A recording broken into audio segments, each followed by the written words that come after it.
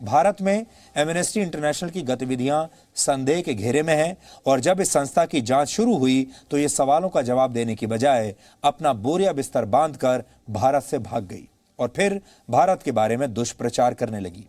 भारत में amnesty international की गतिविधियों की जब जांच कराई गई तो पता चला कि उसने भारत में काम करने के लिए जरूरी अनुमति ली ही नहीं है। यानी इतने वर्षों से यह संस्था अवैध तरीके से बिना औपचारिक अनुमति से भारत में ऑपरेट कर रही थी।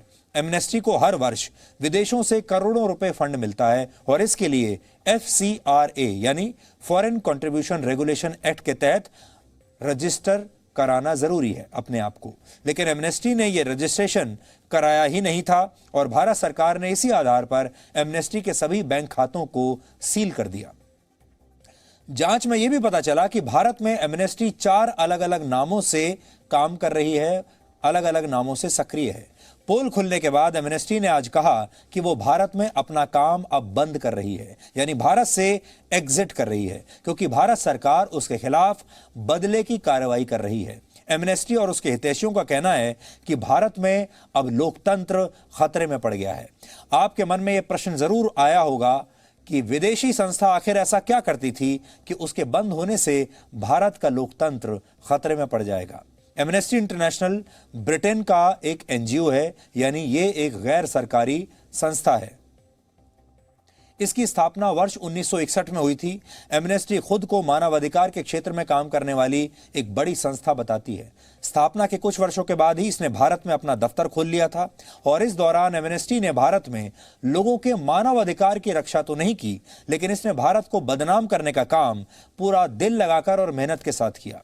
यानी वर्ष 1947 में अंग्रेज तो भारत से चले गए, लेकिन अंग्रेजों की ये संस्थाएं भारत के लोगों को वैचारिक तौर पर गुलाम बनाने में जुटी रही।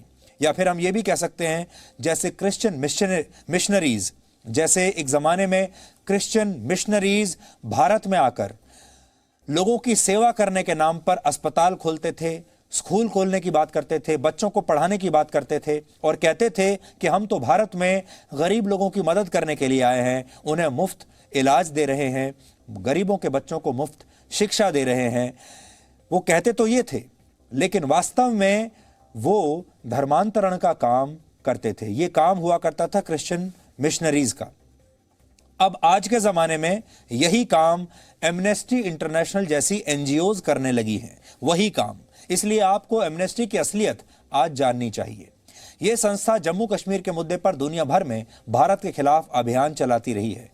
26/11 के हमले के दोषी अजमल कसाब, संसद हमले के दोषी अफजल गुरु और 1993 के मुंबई ब्लास्ट के दोषी याकूब मेमन के समर्थन में भी इसी एमनेस्टी ने दुनिया भर में अभियान चलाया था।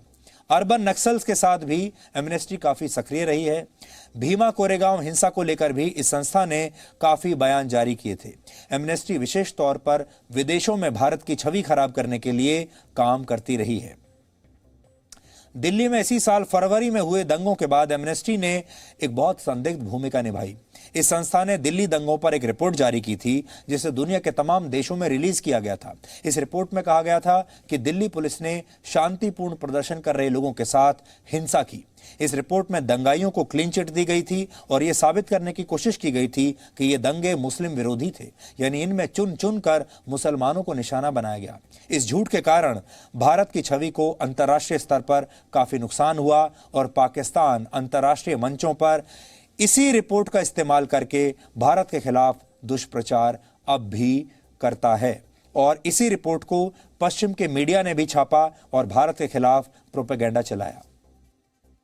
एमनेस्टी इंटरनेशनल और उसके समर्थकों का कहना है कि भारत सरकार बदले की कार्रवाई कर रही है, लेकिन आज भारत सरकार के गृह मंत्रालय ने यह कहा है कि मानव अधिकार संस्था होने का मतलब यह नहीं है कि देश के कानूनों का उल्लंघन किया जाए।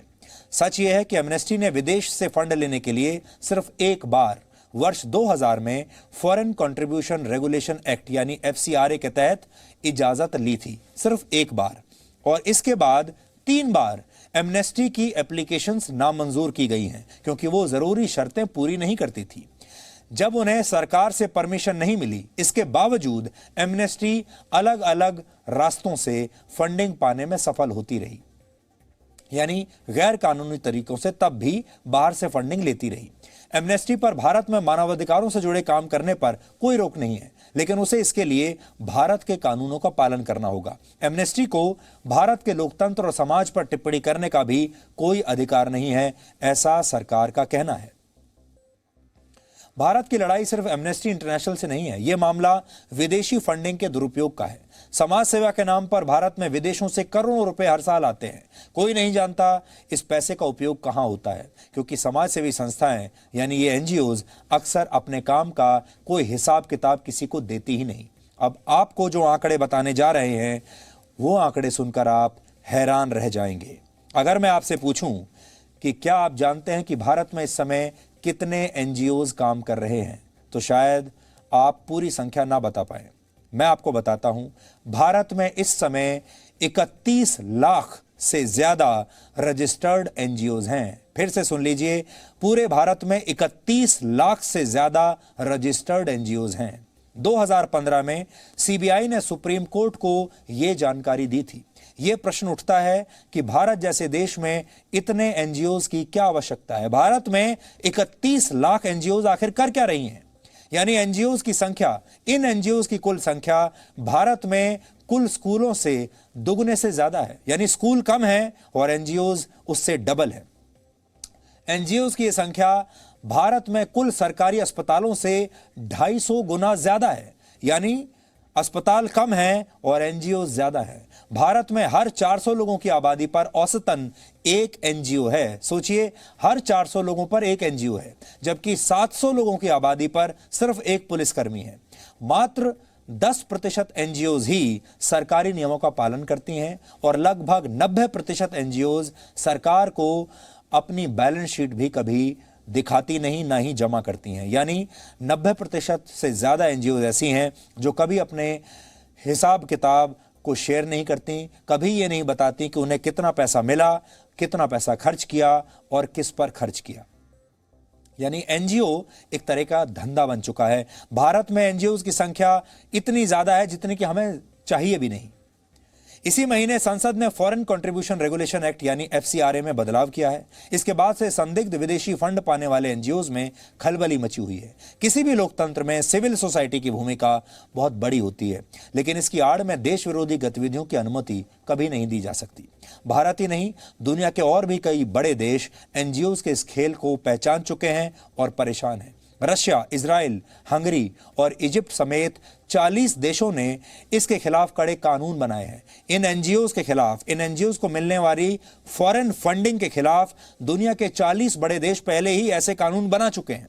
अमेरिका में भी किसी विदेशी संस्था के वहां की घरेलू राजनीति में दखलंदाजी पर कड़ी रोक है।